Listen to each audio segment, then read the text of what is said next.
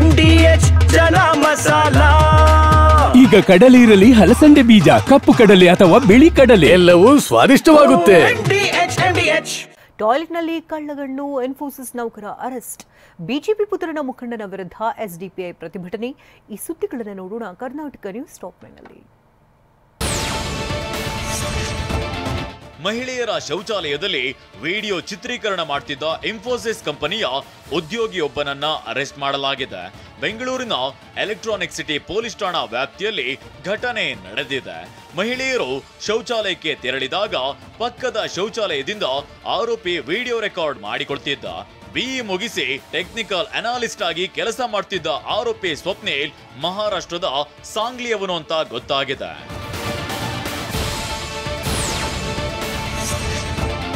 ಪಕ್ಕದ ಶೌಚಾಲಯದ ಕಮೋಡ್ ಮೇಲೆ ನಿಂತು ಆರೋಪಿ ಸ್ವಪ್ನೇಲ್ ವಿಡಿಯೋ ಮಾಡೋದು ಎದುರುಗಡೆ ಡೋರ್ನಲ್ಲಿ ರಿಫ್ಲೆಕ್ಟ್ ಆಗಿದೆ. ಇದನ್ನ ನೋಡಿದ ಮಹಿಳಾ ಉದ್ಯೋಗಿ ಕಿರುಚಾಡಿದ್ದಾಳೆ. ಕೃತ್ಯ ಬಯಲಾಗ್ತಿದ್ದಂತೆ ಕಂಪನಿಯವರು ಸ್ವಪ್ನೇಲ್ ಮೊಬೈಲ್ ವಶಕ್ಕೆ ಪಡೆದು ಪರಿಶೀಲನೆ ನಡೆಸಿದಾಗ 30ಕ್ಕೂ ಹೆಚ್ಚು ಮಹಿಳೆಯರ ವಿಡಿಯೋ ಪತ್ತೆಯಾಗಿದೆ. ಆದ್ರೆ ಕಂಪನಿಯವರು ಕ್ಷಮೆ ಕೇಳಿಸಿ ಸುಮ್ಮನಾಗಿದ್ದಾರೆ. ಈ ವಿಚಾರ ಮಹಿಳಾ ಪತಿಗೆ ಗೊತ್ತಾಗಿ ಗಲಾಟೆ ಮಾಡಿದಾಗ ಪ್ರಕರಣ ಪೊಲೀಸ್ ಠಾಣೆ ಮೆಟ್ಟಿಲೇರಿದೆ.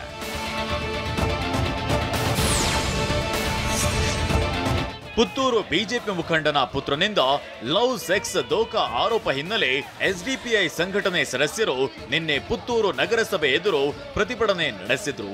ಈ ಪ್ರತಿಭಟನೆಯಲ್ಲಿ ಸಂತ್ರಸ್ತೆಯ ತಾಯಿ ಕೂಡ ಭಾಗಿಯಾಗಿದ್ರು. ನನ್ನ ಮಗಳ ಮಗುವಿಗೆ ಬಿಜೆಪಿ ಮುಖಂಡನ ಮಗ ತಂದೆ ಸ್ಥಾನ ನೀಡಬೇಕು ಅಂತ ಸಂತ್ರಸ್ತೆ ತಾಯಿ ಆಗ್ರಹಿಸಿದ್ದಾರೆ.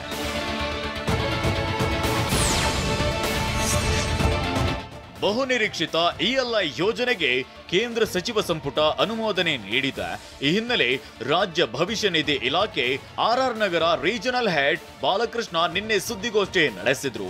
ಉದ್ಯೋಗ ಆಧಾರಿತ ಪ್ರೋತ್ಸಾಹ ಧನವನ್ನ ಯಾವ ರೀತಿಯಾಗಿ ಉದ್ಯೋಗಿಗಳು ಹಾಗೂ ಉದ್ಯಮಿಗಳು ಪಡೆಯಬಹುದೆಂದು ತಿಳಿಸಿದ್ದಾರೆ.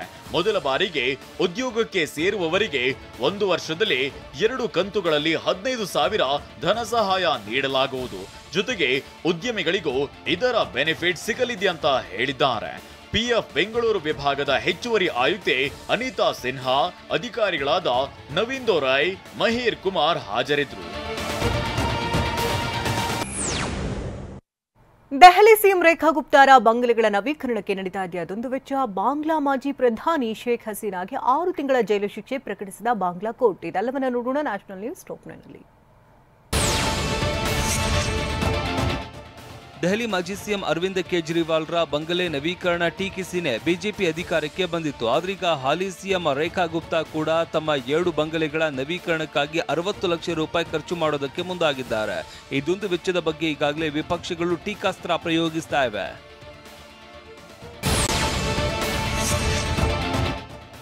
ನ್ಯಾಯಾಂಗ ನಿಂದನೆ ಪ್ರಕರಣಕ್ಕೆ ಸಂಬಂಧಪಟ್ಟಂತೆ ಬಾಂಗ್ಲಾದೇಶದ ಪದಚ್ಯುತಿ ಪ್ರಧಾನಿ ಶೇಖ್ ಹಸೀನಾಗೆ ಬಾಂಗ್ಲಾ ಕೋರ್ಟ್ 6 ತಿಂಗಳ ಜೈಲು ಶಿಕ್ಷೆ ಘೋಷಿಸಿದೆ. ಮುಖ್ಯ ನ್ಯಾಯಮೂರ್ತಿ ಮೊಹಮ್ಮದ್ ಗುಲಾಂ ನೇತೃತ್ವದ ಅಂತಾರಾಷ್ಟ್ರೀಯ ಅಪರಾಧಗಳ ನ್ಯಾಯಾಧೀಕರಣ ಈ ತೀರ್ಪನ್ನು ನೀಡಿದೆ.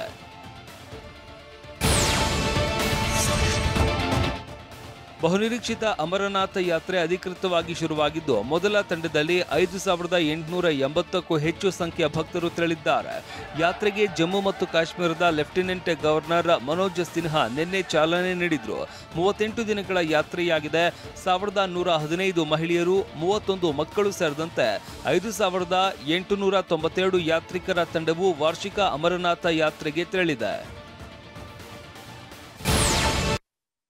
ಪತ್ನಿ ಮತ್ತು ಪುತ್ರಿಗೆ ಮೊಹಮ್ಮದ್ ಶಮಿ ತಿಂಗಳಿಗೆ ಎಷ್ಟು ಹಣ ಕೊಡಬೇಕು ಗೊತ್ತಾ? ಟೆಸ್ಟ್ ಪಂದ್ಯದಿಂದ ಬುಮ್ರಾಗೆ ಹೊರಗಿಟ್ಟಿದ್ದಕ್ಕೆ ರವಿಶಾಸ್ತ್ರಿ ಕಿಡಿ. ಇಂಗ್ಲೆಂಡ್ ವಿರುದ್ಧ ಗಿಲ್ ಮತ್ತು ಜೈಸ್ವಾಲ್ ಬ್ಯಾಟಿಂಗ್ ಅಬ್ಬರ. ಗೋಲ್ಡನ್ ಸ್ಟಾರ್ ಗಣೇಶ್ ಹೊಸ ಲುಕ್ಗಳಿಗೆ ಫ್ಯಾನ್ಸ್ ಬಿದ್ದಾರೆ. ಎಲ್ಲವನ್ನೂ ನೋಡೋಣ ಎಂಟರ್ಟೈನ್ಮೆಂಟ್ ನ್ಯೂಸ್ ಟಾಪ್ನಲ್ಲಿ. ಭಾರತೀಯ ಕ್ರಿಕೆಟ್ ತಂಡದ ವೇಗಿ ಮೊಹಮ್ಮದ್ ಶಮಿಗೆ ವಿಚ್ಛೇದನ ಪ್ರಕರಣದಲ್ಲಿ ಭಾರಿ ಹಿನ್ನಡೆಯಾಗಿದೆ. ತಮ್ಮಿಂದ ದೂರವಾಗಿರುವ ಪತ್ನಿ ಹಸೀನಾ ಜಹಾನ್ ಮತ್ತು ಪುತ್ರಿಯ ಜೀವನ ನಿರ್ವಹಣೆಗೆ ಪ್ರತಿ ತಿಂಗಳು 4 ಲಕ್ಷ ನೀಡುವಂತೆ ಕೋಲ್ಕತ್ತಾ ಹೈಕೋರ್ಟ್ ಆದೇಶಿಸಿದೆ. ಟ್ರಯಲ್ ಕೋರ್ಟ್ ವಿಚಾರಣೆ ಅಂತ್ಯವಾದರೆ ಜೀವನ ನಿರ್ವಹಣೆ ವೆಚ್ಚ 6 ಲಕ್ಷಕ್ಕೆ ಏರಿಕೆಯಾಗುವ ಸಾಧ್ಯತೆ ಇದೆ ಅಂತ ಹಸೀನ್ ಪರ ವಕೀಲರು ತಿಳಿಸಿದ್ದಾರೆ. ಕೋರ್ಟ್ ಆದೇಶದ ಬಗ್ಗೆ ಪ್ರತಿಕ್ರಿಯೆ ನೀಡಿರುವ ಹಸೀನಾ ಜಹಾನ್, ಶಮಿ ಹೇಗೆ ಜೀವನ ನಡೆಸ್ತಾ ಇದ್ದಾರೋ ಅದೇ ರೀತಿ ಜೀವನ ನಡೆಸುವ ಹಕ್ಕು ನನಗೆ ಮತ್ತು ನನ್ನ ಮಗಳಿಗೆ ಇದೆ ಅಂತ ಹೇಳಿದ್ದಾರೆ. अगर हम देखें तो शमी अहमद जो लाइफ लीड करता है, जो स्टेटस वो मेंटेन करता है, जो उसकी अर्निंग है, उस हिसाब से ये अमाउंट कुछ भी नहीं है। और हमने जो अमाउंट हमने कोर्ट से अप्लाई किया था तो वो अमाउंट 10 लाख थे। वाह, ಯಾಕೆ ಈಗ ಬಂತ ಸ್ವಾದ? ಖಂಡಿತ ಈಗ ಬಂತು ಅಸಲಿ ಸ್ವಾದ. MDH chunky chaat masala life ಅಲ್ಲಿ ಅಸಲಿ ಸ್ವಾದ ತರುತ್ತೆ. असली मसाला, यस यस MDH